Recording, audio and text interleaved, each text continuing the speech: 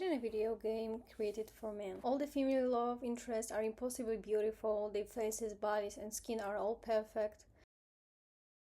They are all emotionally supportive towards the player, constantly flirting with him, appearing in sexual situations, and doing everything possible to satisfy his romantic and sexual fantasy. What would you call it? The male gaze, objectification, unrealistic beauty standards, sexualization of women.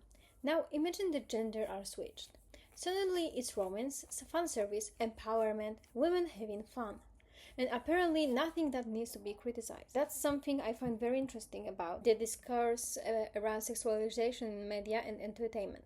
We spent years criticizing the portray of women in video games, anime, movies, and advertising. Many were, but we somehow forgot to apply the same reasoning to the sexualization of men. And once you realize it, you can unsee. Take Love and Deep Space, for example. Play the game and I join the characters. This isn't me bashing women for liking the game. But look at this man. They're all tall, handsome, with beautiful faces, perfect hair, muscular but not bulky bodies, narrow waists, broad shoulders, but their physical attractiveness is only part of it. They are doctors, artists, successful businessmen, fighters, supernatural warriors, protective, confident, emotionally supportive, and incredibly devoted to the protagonist of the game. They are obviously designed to be attractive to women, and there's nothing wrong with it per se. But imagine a game marketed primarily to straight men doing the same to women. Imagine 5 beautiful women with perfect bodies waving for the attention of the player. Imagine them constantly flirting with him, selling him romantic and sexual cards, and having dialogues designed to make him feel desired. Would people not call this objectification? Of course they would. And Love and Deep Space isn't the only example. To be honest, I played it for a while to see what it is. Besides the cards of, the sexual one and the wishes, I think main story is pretty interesting.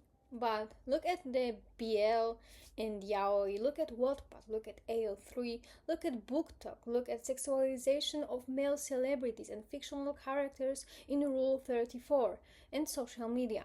Look at how often men who aren't sexual in the source material get portrayed as sexual in fanfiction and fanart. Look at how often men are drawn with exaggerated, unrealistic bodies and put in sexual situations. Look at the sheer amount of sexual stories written about them.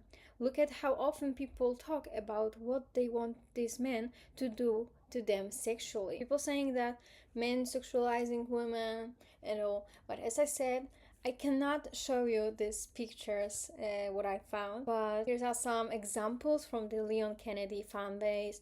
Here's some from Love and Deep Space, and just look at yaoi.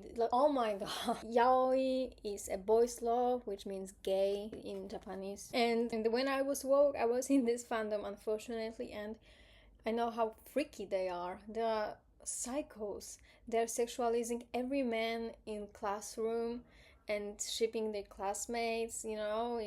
I didn't went that far, but I know how toxic it is and how toxic they are towards other women, because there's no because most women watch this boys love because there's no competition in the relationship they're looking for. But that's not about but I won't talk about this in this video. I think the part of reason why is incredibly obvious.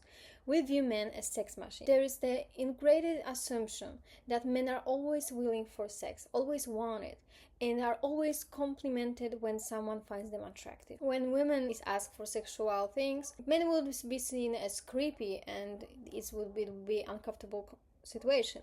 A man being in the situation can immediately be responded with, "Why are you complaining? I wish women treated me like this." And this is the part of the problem with viewing men as sex machines. We don't see them as people who can be sexually objectified, because male sexuality is seen as something that's always available, always desired, and always wanted. And ironically enough, I think this is one of the most traditional gender roles that modern Western culture has failed to move away from. Men are always still expected to want sex, initiate sex, be confident and sexually aggressive, and be very good at it. They are always still judged for not being able to hold a woman's attention, or not being desirable enough. They are still viewed in the ability to satisfy women, and their sexuality seems something that should be used to and shown off. We still hold men to the same standards we hold women, we just don't acknowledge. And we need to acknowledge this. We need to recognize the unrealistic beauty standards that are imposed on men because they are just as damaging as the one on women. When you see unrealistic female beauty standard in media, you hear people saying that real women don't look like this, right? Okay. Have you looked at men? 6 feet tall, broad shoulders, narrow waist, six-pack, abs, perfect face, perfect body, hair, skin tone, not overly muscular, masculine, but not bulky, emotionally supportive, nurturing, confident, but not ignorant, dominant, but not controlling. If seeing impossibly beautiful women makes men want women look like this, then seeing incredibly handsome men wants women to look other men looks like this man. The same goes for unrealistic romantic ideas are imposed in men. The ideal man somehow knows when to be dominant, when to be vulnerable, when to give space, when to be attentive and to be mysterious but open, when to be available, when unavailable, supportive. Someone notices every little detail about you. He remembers everything you told him. He is exciting enough to keep you interesting but also emotionally available so you can rely on him. He's dangerous to everyone else but you. He could have anyone but he's chosen you. And his life somehow revolves around you without making him overly needy or annoying. This is what we want men to be like. This is what we want them to act like and what we want them to feel like. This is what men are supposed to be in media. But again, that's not what real men are. Those aren't real men.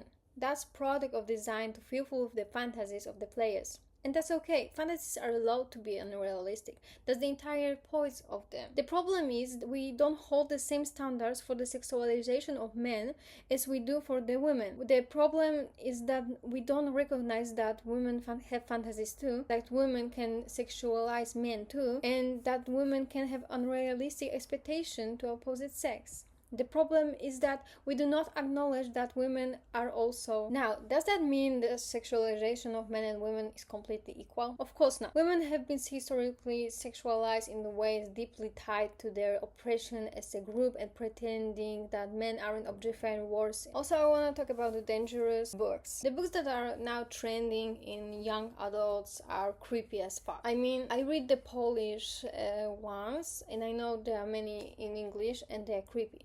They romanticize the mafia, abuse, the sexual assaults. And women are seeing this and thinking, oh, I wanted the same.